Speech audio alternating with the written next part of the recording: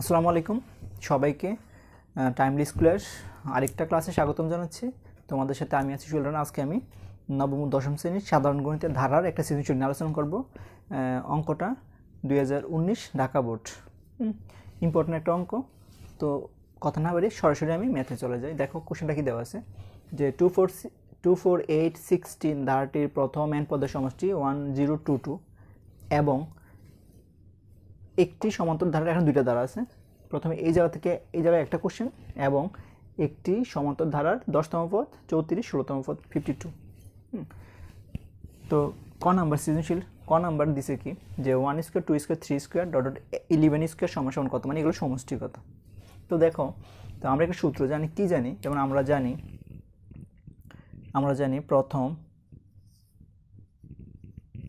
n সংখ্যক স্বাভাবিক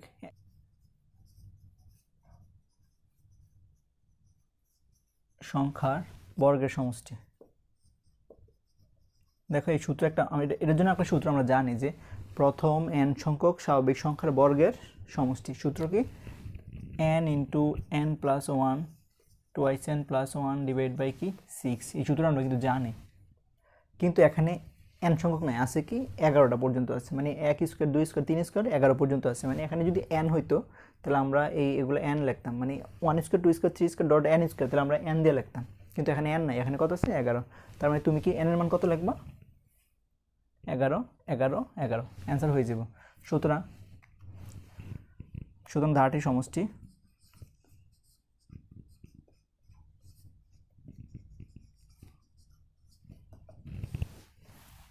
n এর জায়গায় কত হবে 11 11 11 প্লাস 1 2 ইন্টু 11 মানে 22 plus 1 divide by 6 6 11 into 12 into 23 2 হয়, 506, এটাই আমাদের কি অ্যান্সার। আবার বলি, যদি এটা n হইতো n স্কোয়ার, তাহলে সূত্রটা হয়েছে এমন হয় n plus 1 twice n plus 1 divide by 6। যেহেতু এখানে 11 আছে, n এর জায়গায় তুমি 11 বসে অ্যান্সার হয়ে যাবে। খ নাম্বার n এর মান কত। পরের যে কোশ্চেনটা 24816 ধারাটির প্রথম n পদের সমষ্টি 1022 হলে n এর মান কত। ঠিক আছে, তো শুরু করলাম আমরা।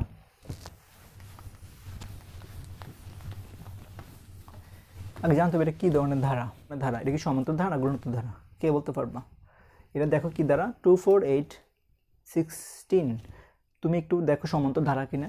4 2 বিয়োগ দিলে 2 থাকে, 8 থেকে 4 বিয়োগ দিলে 4 থাকে, প্রথমটাতে ডিফারেন্স 2, তারপরে 4, তার মানে সমান্তর ধারা না। যেহেতু সমান্তর ধারা না, তাহলে কী হবে, অবশ্যই গুণোত্তর ধারা হবে।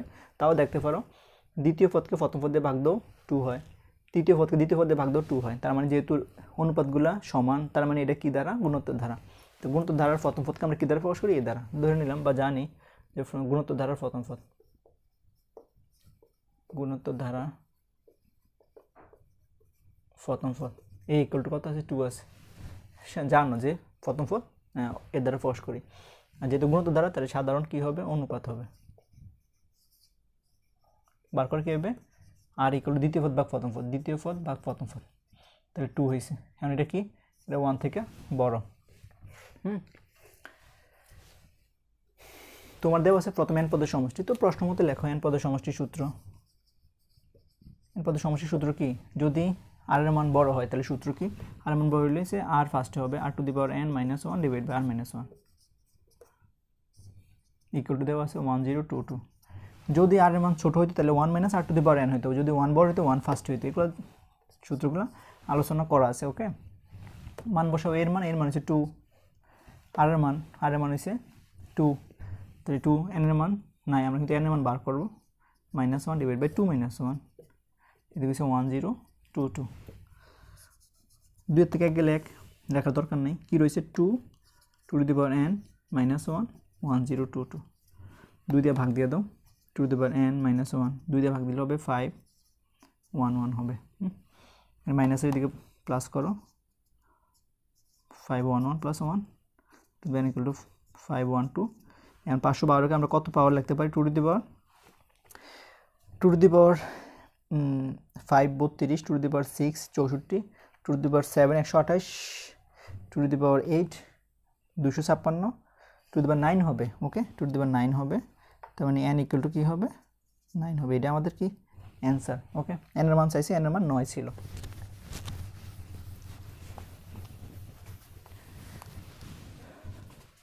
গ বলছে কি সমান্তর ধারা, আর এই জায়গায় লেখা সমান্তর ধারা, তার মানে আমাদের এই পার্ট দিয়ে অঙ্ক করতে হবে। হ্যাঁ, তো সমান্তর ধারার প্রথম 20টি পদের সমষ্টি কত? তো আমরা 20টা পদের সমষ্টি বার করতে হলে আমাদের এর মান আর ডি এর মান লাগবে। আমরা কীভাবে বার করবো? আমাদের দেখো শর্ত মতে এই 10তম পদ দেওয়া আছে আর 16তম পদ দেওয়া আছে, এই জন্য আমরা ধরে নেব যে ধরি সমান্তর ধারার প্রথম পদ, ধরি, এটা কিন্তু গ নাম্বার কোশ্চেন, ধরি সমান্তর ধারার প্রথম পদ এ ইকুয়াল টু এ, মান নাই কিন্তু সমান্তর ধারার কি হবে, এটা অন্তর, সাধারণ অন্তর, সমান্তর ধারার সাধারণ অন্তর ডি, মান কিন্তু নাই, তাহলে যা আছে তাই থাকবে। আর যেহেতু আমাদের দেওয়া আছে 10তম পদ, তো লিখে নিবে, আমরা জানি nতম পদ, nতম পদ আমরা জানি, nতম পদ